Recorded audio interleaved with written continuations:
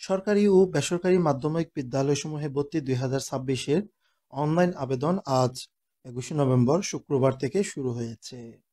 gsa.teletalk.com.bd এই ওয়েবসাইটে গিয়ে সরকারি ও বেসরকারি বিদ্যালয়সমূহে ভর্তি আবেদন করা যাচ্ছে। এবারেও শুধুমাত্র অনলাইনে আবেদন গ্রহণ করা হচ্ছে এবং লটারির মাধ্যমে শিক্ষার্থী নির্বাচন করা হবে। gsa.teletalk.com.bd এই ওয়েবসাইটে আসলে আপনাকে এরকম একটি ইন্টারফেস দেখাবে।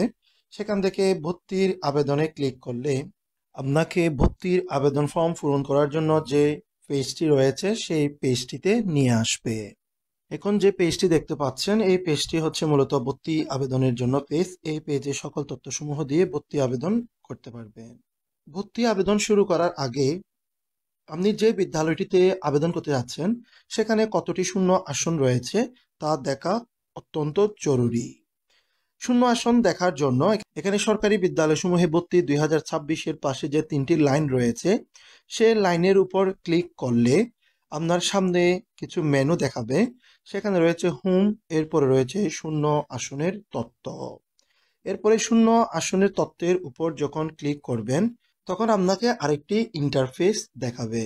এই ইন্টারফেস থেকে আপনাকে বিদ্যালয় এবং শ্রেণী সিলেক্ট করে দিয়ে সাবমিট করলে আপনি ওই বিদ্যালয়ের ওই শ্রেণীর কতটি আসন খালি থাকবে সেটি দেখতে পারবেন।